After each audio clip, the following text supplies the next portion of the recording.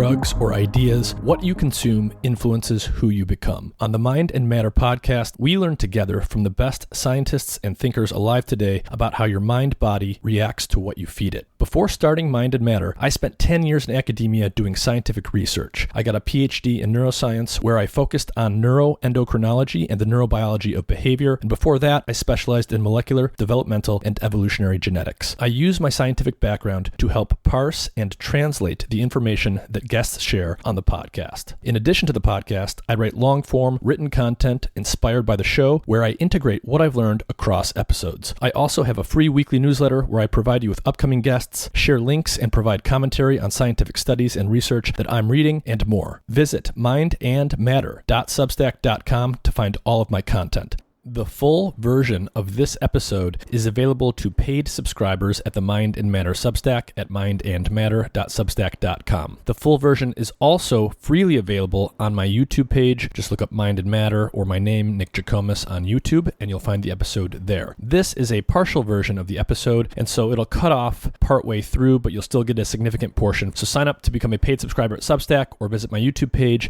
to get the full episode. Hey everyone, I want to take just a minute to tell you about a really cool health monitoring device I've been using called Lumen. It's a handheld, pocket-sized device with a sleek design. The Lumen device measures CO2 levels in your breath, which allows their technology to determine the extent to which your body is burning fats versus carbohydrates. Lumen helps improve your metabolic flexibility, your body's efficiency in shifting between using fats and carbs for energy. I use this device in the morning or before bed or after meals or after workouts to track my metabolism. With just a couple weeks of use, I learned a lot about which foods were causing my body to burn mostly fat, mostly carbs, or both, as well as how long I needed to fast and how hard I needed to exercise to promote fat burning. Being able to track whether your body is burning fat versus carbs will help you figure out how your body responds to your lifestyle and whether or not your weight loss and fitness strategies are actually working. Lumen is great for anyone looking to optimize their health for either weight loss or athletic performance. Their easy-to-use app allows you to track your results together with what you're eating and how you're exercising, and it syncs with other devices like the Apple Watch. Click the link in the episode description to learn more and use the code MINDMATTER, MINDMATTER, to get 10% off your Lumen device today. That's on top of the site-wide sale they are currently running, and the Lumen device is eligible to be paid for with FSA and HSA health accounts. Check out the link in the episode description for more info.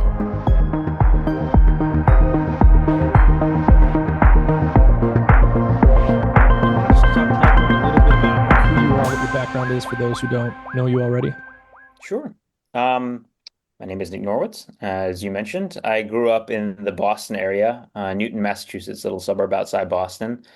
Went to college at Dartmouth, where I studied cell bio and biochemistry before doing my PhD in metabolism at the University of Oxford. And then after I finished my PhD, I came back across the pond, back to Boston to do my medical degree at Harvard. And I'm finishing up the last months of my MD. So about to finish the whole MD PhD saga and go off into the world. And it took me 28 years to figure out what I really wanted to do in life. But I realized I love science, the science of metabolism, teaching about the science of metabolism, and really empowering people to become their own, their own scientists and take control of their health and leverage the power of metabolic health to transform their lives. I've just seen it happen again and again so many times. And if I can have an impact on the world, it will be to make metabolic health mainstream, which is going to, go hand in hand with just empowering people to transform their lives through lifestyle protocols. Yeah. And, metabolic health has really become a big topic that more and more people are talking about. A year or two ago, I would have said the same thing, but it's even accelerated just in the past 6 months, especially with, all of the social and political stuff that's happening. People have been writing books about this. Politicians have been talking about it, et cetera, et cetera. And everyone realizes, even if they don't have scientific or medical training, I think everyone realizes at this point that something's wrong sort of systemically with metabolic health. There's problems with the food. There's problems with how we're living our lives, and it has a big impact on our metabolism. That has, that ties into everything from mental health to physical health and all sorts of stuff. My understanding is you also have sort of a really sort of personal story, personal journey in terms of your own health transformations over the years. Do you want to talk a little bit about that? Sure. So when I was finishing up college and then starting in grad school over in the UK, I was struggling with inflammatory bowel disease, specifically ulcerative colitis. For those who don't know what that is, it's what it sounds like. There are ulcers opening up in your colon, you have bloody diarrhea, in my case, like 20 times a day. It's the kind of condition that, the physical pain's pretty bad, um, but really it is psychological torture. Your social life disintegrates. You're constantly like anxious and stressed. Your mental health goes down the toilet and you just can't engage in life. I mean, in a period of a couple of years, I had gone from a top performing academic and athlete to someone who was withdrawn, scared, my confidence destroyed, and I really could barely engage in academics when I was, there's a point when I was doing my PhD when I was like spending a lot of time in the hospital and I could not get work done and used to like, expend so much effort to even go to the bathroom or walk to lab. Like I remember walking to lab, which was like a half mile from where I lived, and thinking, the amount of effort that goes into this is more effort than I remember putting into my weekly 22-mile runs a couple of years ago. Like that's the toll it was taking on me. And so it came to the point where I was so desperate that I was willing to try anything because I had access to the best healthcare in the world. I mean, Hmm. I grew up in a medical family, near the Harvard health system and then, Oxford health system and got access to all the best private docs. And Hmm. What did they say to you initially? What was like the initial diagnosis or how to treat it was this? ulcerative colitis. I mean, like it's not a, uh, Diagnosis was straightforward. yeah, you do a colonoscopy, you look Hmm. for histological signs, like this is the Hmm. diagnosis, this is the Well, disease you have. There yeah. are some that are like, in medicine, like syndromes and a little bit more hand wavy. It's like, no, you have this disease. Now, it's complicated what causes it. So, Hmm. like, risk factors for me included, my age, the fact that when I was a neonate, I had a high fever and I got IV antibiotics. We know Hmm. that IV antibiotics when you're a little kid can screw up your microbiome for life and increase risk of inflammatory Hmm. bowel disease. Interesting. Probably additives to the foods that I have been eating throughout my childhood. I grew up on a, quote, balanced diet, but that included a lot of standard American foods, including Kellogg's cereal, which is now, I guess, a center of controversy. But like, Yeah. even Balanced if it's diet not meaning like proven, the classic food pyramid view of balanced diet. yeah, well, but because it was a very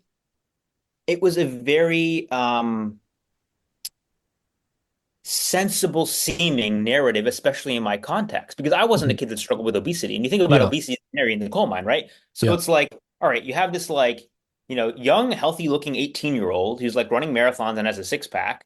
And yeah, he's eating cereal and drinking Nutella, but like he's active. So like, he's burning off this excess energy that he's eating.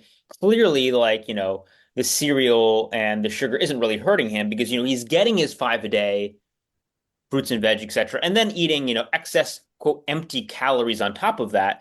But it's not harming him, and we can tell Yeah. that because Yeah. again, It's the Michael Phelps explanation. It doesn't matter that you're eating, 10,000 right. calories and it includes syrup and everything else if you're moving that much.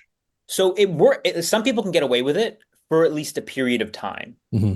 In my case, so it's like kind of rolling a roulette wheel. In my case, it caught up with me more quickly. How old Some are you people it when, takes when this started? 21 when I started developing symptoms, 22 when I got diagnosed with ulcerative colitis. And that's pretty normal for this condition. That's around the age that you get diagnosed. Yeah. Okay. Like young adulthood is pretty typical. Um, so, the thing is though, and this is really important. I don't want people to overlook what I'm about to say. Doctors in Western medicine can only really recommend, quote, evidence-based medicine. And that sounds good. As I just said that, right? Like, of course you want your doctor prescribing evidence-based medicine. And that was the kind of treatments I was going after. But let's unpack what that means a little bit more. Hmm. Because evidence-based medicine refers to medicine for which there is evidence. It's not the same as saying we're going to prescribe the most effective interventions because the research ecosystem, the biomedical research ecosystem, is set up to favor pills and procedures. It just is. That is not a judgment on doctors. That is just Hmm. acknowledging a reality of the ecosystem where there's a clear business model. If somebody develops a biologic drug that's going to make a pharma company millions of dollars, like they're going to fund those trials. So there's so much more research going into, developing those protocols rather than developing metabolic health protocols. Not because the metabolic health protocols aren't more like as or more effective. It's just the business model isn't there. Again, no judgment on any individuals. We just have to acknowledge the reality of the incentive structure we have. Hmm.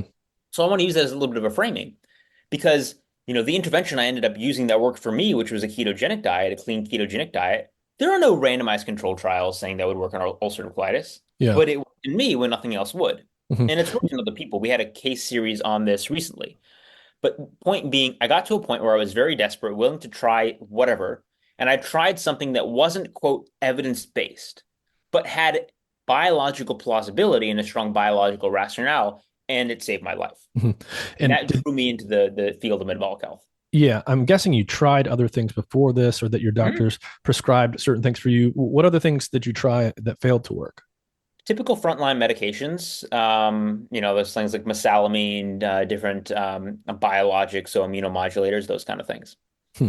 Okay, so And you those, tried. I mean, to be clear, like those medicines work for some people and Yep. they're important and I'm glad they exist and they're valuable tools. I don't want to bash on the innovations of Western medicine.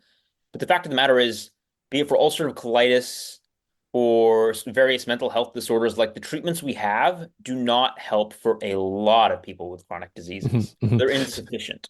So you tried these evidence-based approaches that do work for some people. They did not work for you.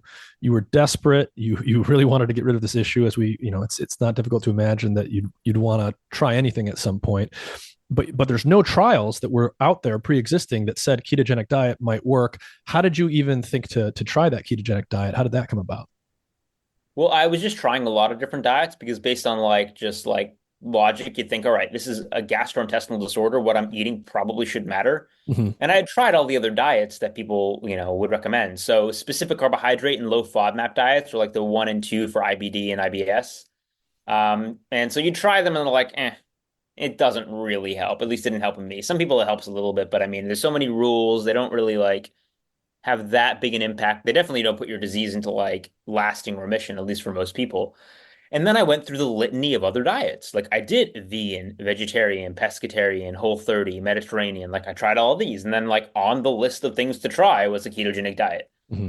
And that was how I tried it. It was just utter desperation. It's like imagine yourself in my position where you're, depressed, you've lost like, if you're skinny to begin with, and you lost like a ton of your 20% of your body weight in like a matter of months. You're sitting in the hospital bed, like with brain fog, below 100 pounds, emaciated, just like sobbing in the fetal position.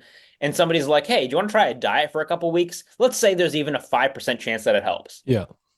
You're like, well, Sure. sure. Yeah. And it turned out that it did. So for me, a ketogenic diet brought my energy back, brought my inflammation markers down to the lowest they'd been in a long, long time, and really restored my quality of life. Now, it was a while before I got my next colonoscopy, but when I did, it showed no evidence of disease. Hmm. How Um, long did that take? How to, long to, had so you been on the this, diet? the symptoms and the inflammatory markers dropped within a week. It Wow. was years before I got my colonoscopy because, like, if you're doing great and you have no symptoms, it's not the kind of thing you just want to book. Like, Right, I want right, a right. tube stuck up my butt. But Yeah. when I did eventually get it, I was in remission. I will say, I want to clarify, this doesn't mean it's a silver bullet and that I don't Hmm. have any gut issues anymore. Yeah. I think for most people with IBDs, like even when you recover most of your quality of life, it's like always going to be like a sensitive area for you, let's just Yeah. say. So I'm not going to say I have the best gut in the world. I don't. Hmm. But I'm here with you talking after finishing my PhD, finishing now med school, like in a happy, fulfilled relationship, like energetic, excited about my career. That is a very different place than sitting in an ICU bed. Yeah. So Yeah. you can draw from that what you want. But that was my personal experience, and it drew me into this area of what I broadly call metabolic health. Yeah. And so yeah, one thing that's important to call out here is you had obviously a very specific need state you were trying to use this diet to help with. You weren't pre-committed to some diet for ideological reasons or because you had a research program that depended on favoring one model versus another. You cycled through all kinds of diets. Yeah. Yeah. Well, it's actually ironic this comes up because it's just coincidental. I was working in a ketone lab. Ah, But the PI in the lab in general wasn't pro ketone diet. What happened yeah. was the back in 2003, the PI of the lab, Kieran Clark, had gotten a $10 million grant from DARPA, Hmm. U.S. Military, to develop. It was something like Project Super Soldier or something. So they were working with my lab with Richard Veach at the NIH, who was like trained under Krebs, Hans Krebs of the Krebs cycle, and they were developing this supplement, a ketone ester that they had done a lot of research on. And I had read some of their work in cell metabolism and thought it was just gorgeous. So, I came to the lab from like a human performance standpoint. And, even in the lab, like my professor, she's like, yeah, and I'm not for the diet. She loved actually like Fig Newton cookies. They were her favorite. I'd always come back because they were named after my hometown when I was on travel to see my family come back with Fig Newton cookies. And like, it wasn't like we were a ketogenic diet lab, but Yeah, I yeah. was in a lab studying ketone metabolism, ironically. Mhm. But no, I So, had no ideological attachments. Like even now, I tell people if I could have a sweet potato, like I'm not afraid of developing obesity. Like I'd have a freaking sweet potato. yeah, yeah. I would. I don't for therapeutic reasons. Yeah. And so the ketogenic diet that you started, can you talk a little bit about the specifics there? Was this the Sure. classic high fat, sort of adequate protein ketogenic diet? What types of things were you eating? Yeah. So a ketogenic diet for like the historic one for epilepsy, which has been like very, very high fat and protein restricted, is like a 3-to-1 or a 4-to-1, Hmm. which means 3 grams of fat for every 1 gram of protein plus carbs. Now, a 3-to-1 diet's 87% fat by fat calories. A 4-to-1 diet's 90% fat by calories. Let me be clear, that is very, very difficult to do. Yeah. And also not necessary for the vast majority of conditions. And I was not doing that. So I wasn't protein restricted. I was eating probably 1 gram per pound of body weight, total body weight protein, and probably total like around 80% of my calories from fat. So pretty high fat. On some days like I can eat up to 300 grams of fat a day. And my original ketogenic diet actually looked very classically, quote, healthy. Like if I didn't describe it as a ketogenic diet to someone, they'd like, wow, like salmon and like macadamia nuts and avocado and leafy greens, like it looks like a plate of healthy food. Right. But it just was very low carbohydrate and put me in a state of ketosis. Yeah. So that's what my initial ketogenic diet looked like. Now, I will say I've dabbled in basically every form of ketogenic diet you can imagine, from vegan to full-on lion diet carnivore, Hmm. or carnivore, actually. Lion diet's on the schedule of things I want to try. I haven't actually done an official lion diet, so re-evaluating the statement I just said. But typically now I eat a lowish fiber, high monounsaturated fat, high animal protein ketogenic diet. That's I just see. kind of what I've gravitated towards. But again, not something that I'm dogmatic about in any way, shape, or form. Hmm. Just what Hmm. I gravitate towards. Okay, interesting. And then, one thing that many people would say here, including physicians, including average people, is okay, you're eating this high fat diet, you're eating a lot of animal products, you're not eating a lot of whole grains, you're not eating a lot of fiber, you're not eating a lot of the polyunsaturated fats that have the heart healthy label on the box that a lot of people are familiar with. Isn't this changing some of your blood markers in a way that will indicate cardiovascular disease risk? Yeah. So, I mean, the first thing I would say is go back to the plate I described for you. Mm-hmm. I actually wasn't eating red meat and very little dairy. So if I'm eating Mm. salmon, avocado, leafy greens, and olive oil, do you still That's low. adhere to the So idea that it was? it's a low saturated fat, high monounsaturated fat diet. Yeah. I mean, my initial ketogenic diet was around 85% fat as unsaturated, only about 15% fat as saturated. That's basically like a profile like olive oil.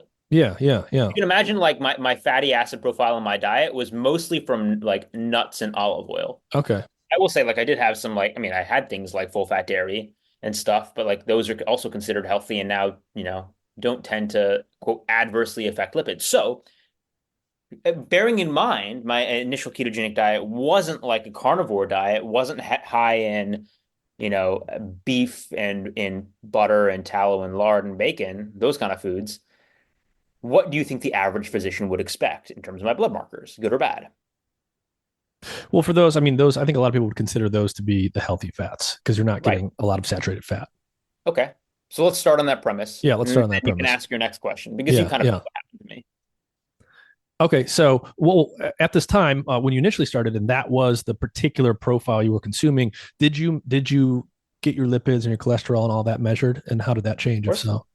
Yeah. So it'll be instructive to describe what my LDL, my lipids were before and what I was eating. So before my ketogenic diet, I mean, I ate, quote, the balanced diet, but Hmm. because of my pre-existing health issues, that I was losing weight and that I was kind of a skinny person at baseline, I was being told to do what I can to eat more calories. So I was literally having my doctors like suggest, including one of my endocrinologists, like, like you want to get a lot of carbs, like sugar's fine, like you live next to a fudge shop, abuse that. So I'd send pictures to my doctors of me like actually eating fudge. I can after Yeah. you know what?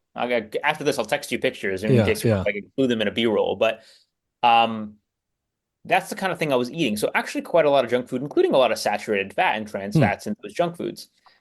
Now, then my LDL was 90, which is pretty normal That's totally LDL. normal, right? Yeah. Yeah, Yeah. totally normal LDL.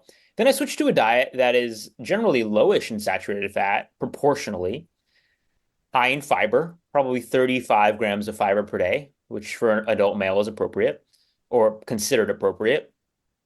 Main protein source was fish, Hmm. lots of nuts. Hmm. And on my first lipid test, I don't remember the exact number, but it was in the low to mid 300s, I believe, for an LDL, 300s. for the LDL alone. Yeah. And that's so the that would not be what an orthodox expectation would be, right? Right. Because I was eating like I just described what I was eating. Lots of Yeah. greens and fish and nuts. Right. The expectation So would be why? that the LDL should go high if you're eating lots of saturated fat. Right. So the reason it's important to frame it like that is like, yes, you could say I went on a ketogenic diet, but when you describe what that's like, you have to ask the question, well, yes, my LDL did over triple. Yeah. But the question then is, well, why? Yeah. It's unlikely the saturated fat was driving it or fiber deficiency or anything like that. So why did my LDL go up? And that was a Right. question that niggled at me and is kind of what brought me to studying, an area of expertise for me now, which is lipid dynamics on low carb diets. Yeah. Yeah. And so what maybe one way to approach this is to think about it historically. So let's explain for people like why was this the orthodox explanation that high saturated fat should drive up your LDL and therefore it's mysterious and weird that you had a high LDL because you weren't eating a lot of saturated fat. Where did that idea come from? Well, it's not an inaccurate idea insofar as if you take the general Yeah. population Yeah. and feed people more saturated fat. So let's say I load somebody up on like butter. Yep. Their LDL will go up. Yeah. On average, that's normal. Yeah. Yeah. And it has to do, with a few things, but like, down regulation of LDL receptors at the liver. So you're not clearing as many particles, LDL particles, and your LDL goes up. Hmm. However, one thing to comment on is like, it does not go from 90 to 350 or whatever. Yeah. Like 350 the is magnitude really, of the really high. increase is like, it goes up, Hmm. but this is a different Yeah. class of increase. It's like me jumping versus getting on a rocket ship and shooting to the Right, moon. right. So maybe to give people an anchor point there, what's the approximate LDL level where a doctor would start maybe asking you about taking statins? It depends on your background profile. So there are Yeah. just like algorithms for this. So Hmm. like if you have like diabetes or family history of heart disease, they're going to have a Hmm. lower threshold. Yeah. But let's just say for the sake of simplicity, like in an older adult, maybe with a family history of cardiovascular disease, like say they had diabetes, like I mean the goal if they had diabetes, I think it's below 70. Hmm. I'm not great at memorizing the algorithms. That's obviously not my thing, but like 70, 100. Typically now it's like people seem to be going with the lower is better concept, which I'm not personally a fan of, but like, you know, let's just say 300 is the kind of level that would give many doctors a heart attack. Yeah. It's Like an astonishing number. it's an astonishing number. Not even the highest mine has gotten, but it is an astronomically high number. Hmm. Yes. Um, So and yeah, no, I mean, statin therapy, probably combo therapy would be what people would recommend for an LDL that high. When it gets even higher, as high as mine's gotten, I mean, like for kids with FH, you do like lipoprotein apheresis, like you just mhm, like literally rip it out of the blood, like mechanically. mhm. Uh, And so what is there has been for a long time a known relationship between LDL and saturated fat intake, and there is a relationship between yeah, LDL, especially when you dig into the details a little bit more, and cardiovascular disease. Can you give yep, people just a sense for what is that relationship exactly? right. So, LDL particles, or the broader class of particles, which we'll call ApoB containing particles. So there's an apolipo. So an LDL is a particle.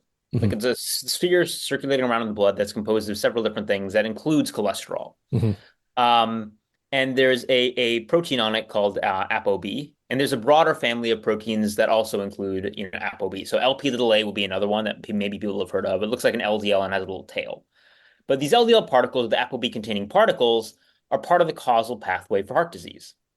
So another way of saying that is they in part do, quote, cause heart disease.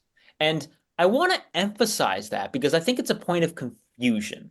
Mm-hmm. Because there's a difference between saying something is causal and part of a causal pathway versus saying in all cases this is a pathogenic bad thing that needs to be addressed Mm-hmm. in all patients. Mm-hmm. You know, it's not a perfect analogy, but like an analogy is like, tires are causal for car accidents. Like you need tires to drive the car to get in a car accident. Yeah. I mean, you should slash your tires, and I understand reasons why this could be like, an analogy people would pick at, but you get my point. Yeah. It's Yeah. like I can fully acknowledge, like I'm not denying that these particles have a role in the development of heart disease. You're just saying it's not the be all and end all for all forms of heart disease for all people. I'm saying context matters. I'm saying you Yeah. can't take a biomarker in isolation Mm-hmm. and just decide this needs to be treated irrespective of context. It Mm-hmm. is Mm-hmm. context dependent. The risk associated with a given level is context dependent Yes. because you have to do an intervention to change a biomarker.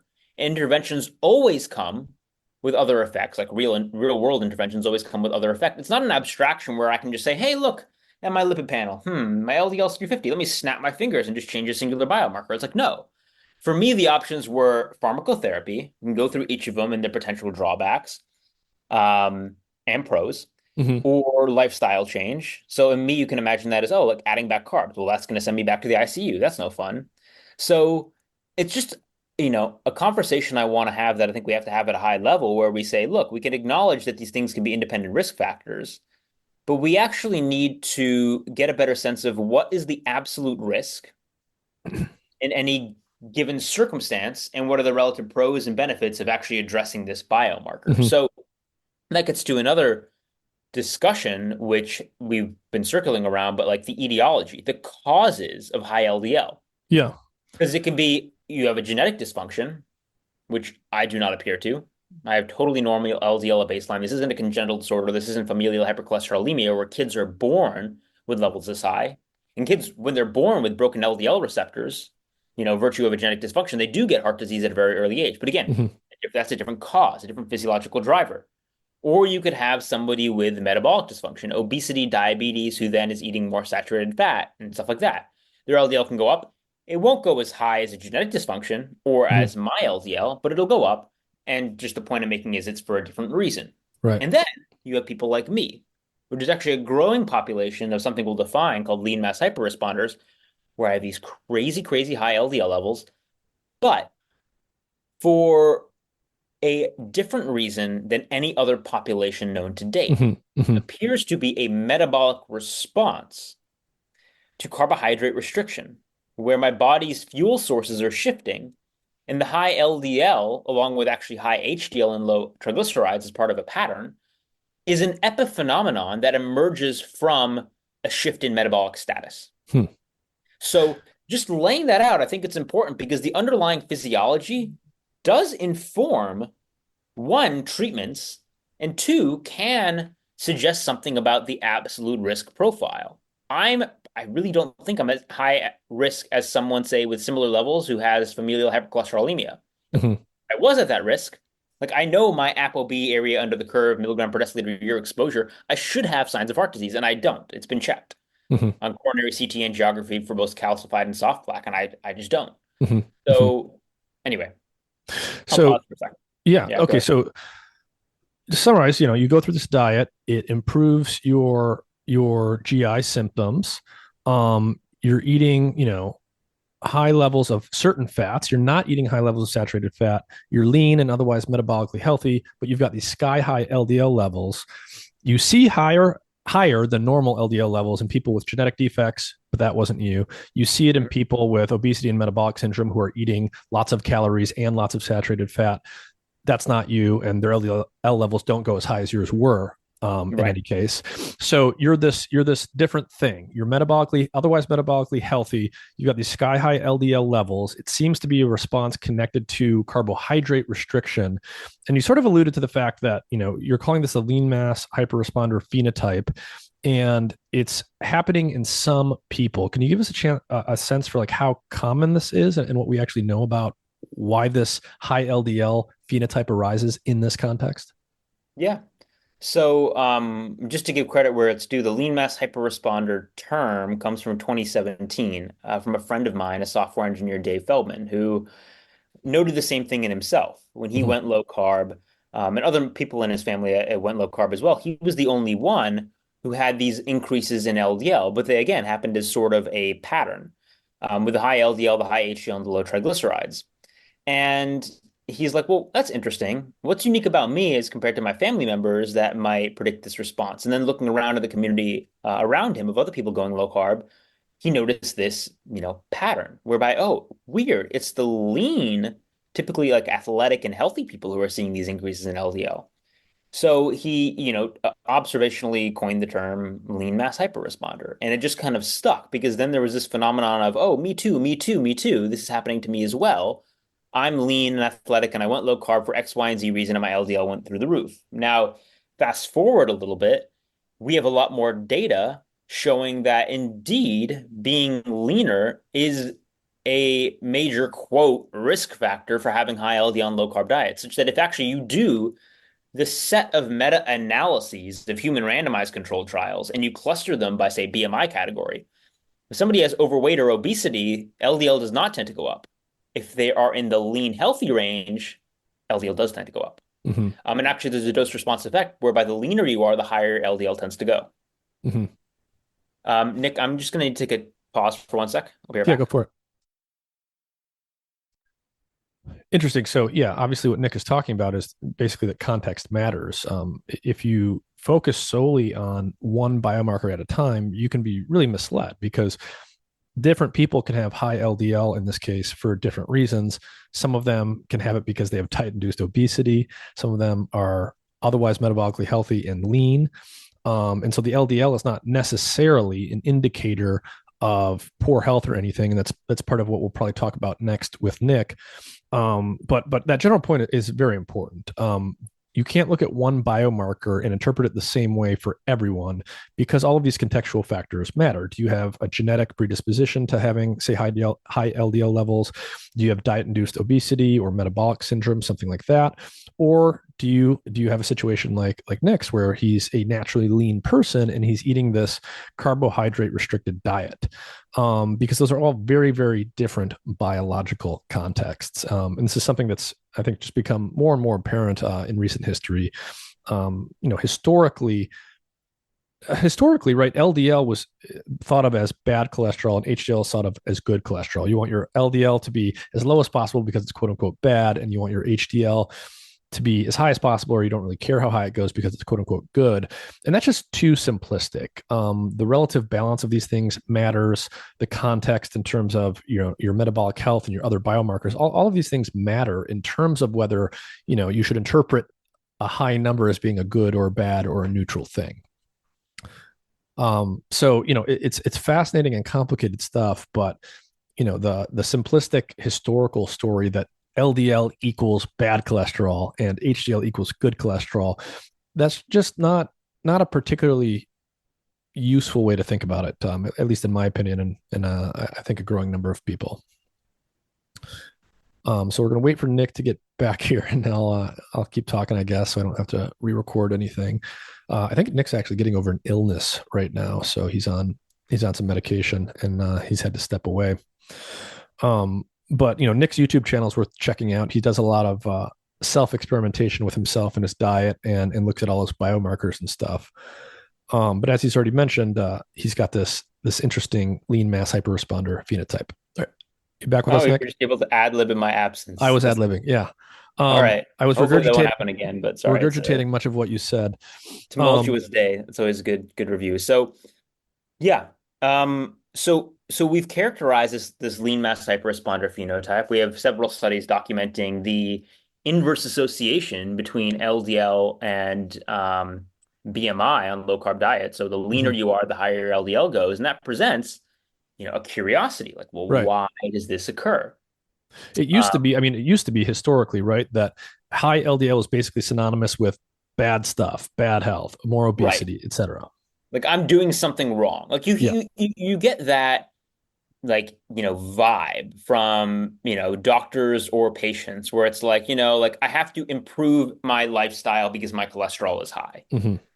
Right? It's almost like a judgment. There is like a moral judgment that comes with having, let's say, obesity, like, being unhealthy in general, and having high cholesterol. Like people will talk about it in that, form. Yeah.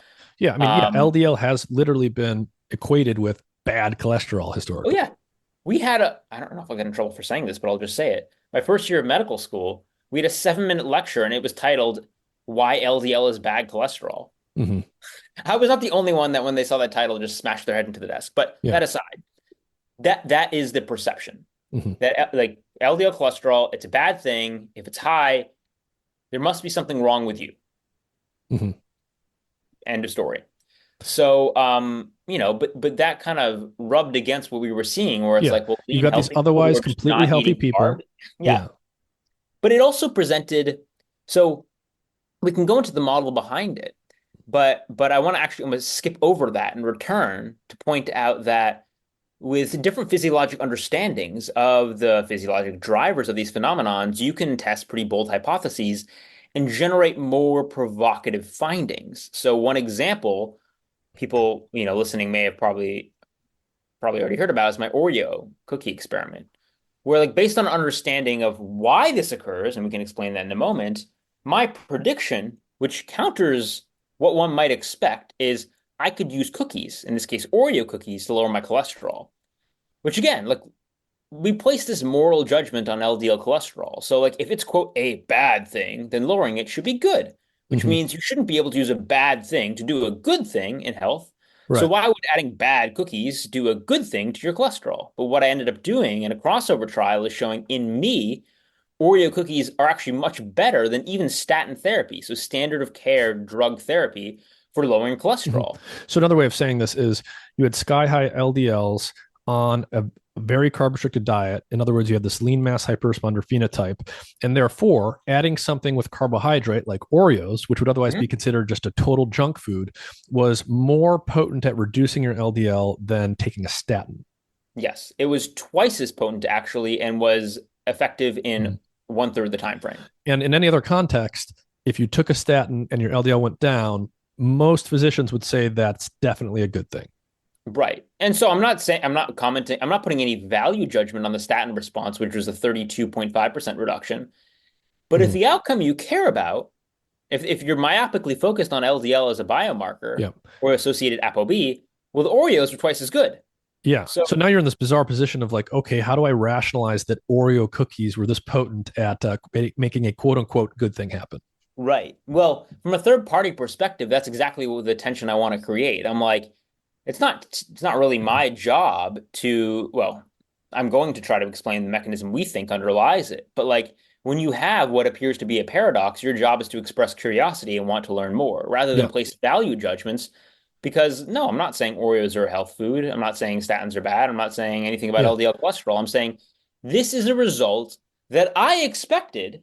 And if you didn't expect this, You should be scratching your head. you should be scratching your head and want to learn more. Yeah. So the model high level that we have explaining the lean mass hyperresponders is called the lipid-energy model. And what it says is when lean, insulin sensitive people who are typically very good at shifting into fat burning mode, Hmm. better than people say with obesity, Hmm. when they restrict carbohydrates, they have little fat cells, and those little fat cells release fatty acids. Locally, that can fuel some muscle tissue, but you end up with a lot more fatty acids in your bloodstream, like a spillover, you can say. And you need to traffic these around the body again. They need to get back to the fat tissue. They need to get to muscle tissue to fuel muscle tissue all over your body. It's a very like complex choreography with a lot of proteins involved. But again, at a high level, what can happen is the fatty acids get taken up by the liver and then resynthesized into the storage form of fat, which is called triglycerides. So little three fatty acids get put on a glycerol backbone, looks like a little M. But this fat doesn't really mix with water well, like oil doesn't mix with water. So you need a shipping particle, a boat, so to speak. and that's called a VLDL, or very low density lipoprotein. So your liver makes these VLDL particles. It puts the fat in the core to be trafficked around, and around the shell, the surface area, there's cholesterol to help give it shape and form.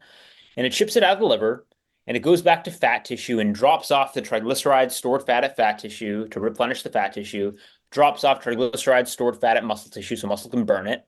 Then what happens is, as the VLDL are dropping off the fat fuel, the triglycerides, it shrinks because you're sucking the core out. So you reduce the volume of this sphere and it becomes a smaller sphere. What does the VLDL become? It becomes an LDL. So your LDL will go up. Now, that's one part of the triad, the high LDL, the high HDL, the low triglyceride triad. The triglycerides and the HDL come in because, well, you're suckling the triglycerides out from the core. Wait, hold on. Before we get there, so what you're saying basically is that according to this model, the reason for your high LDL is basically that it's a natural consequence of needing to ship around these fat particles. Yes. Yep. Yes. And it occurs in conjunction with other markers like the high HDL and the low triglycerides, because which would be different than an obese person, right? They would have a different LDL HDL ratio. Right. They would typically have, the LDL would not be as high. And maybe it could be elevated, but it wouldn't be that high. And the HDL would typically be lower and the triglycerides higher. High triglycerides and low HDL are part of metabolic syndrome. Yeah. I very much do not have. But in lean mass hyperresponders, we see the opposite. Super high HDL and low triglycerides, because the protein that turns over the VLDL, it's called lipoprotein lipase, that ends up, generating LDL as a byproduct, transfers, it pulls the triglycerides basically out of the core of the VLDL. So triglycerides go down. And then when you're shrinking the VLDL, there's cholesterol on the surface that kind of like falls off the surface and needs to get picked up by something. And it gets picked up by HDL particles. So HDLs will take up some of the cholesterol. So then your HDL cholesterol goes up, and that's how you end up with this triad of high LDL, high HDL, and low triglycerides that we see in lean mass hyperresponders. So that's the model. And the model is useful because it makes very particular predictions. So add back carbs, LDL should go down. Hold other things equal, increase exercise and energy demands. LDL should go up. Does it? Indeed, it does. So it makes bold predictions that can be tested. And thus far, it's been pretty on point. Can you explain that last one? More exercise equals higher LDL. Why would that be the prediction? Because if this is a response to energy demand, then if you are of this phenotype and you just increase the energy demand, you're just going to have the...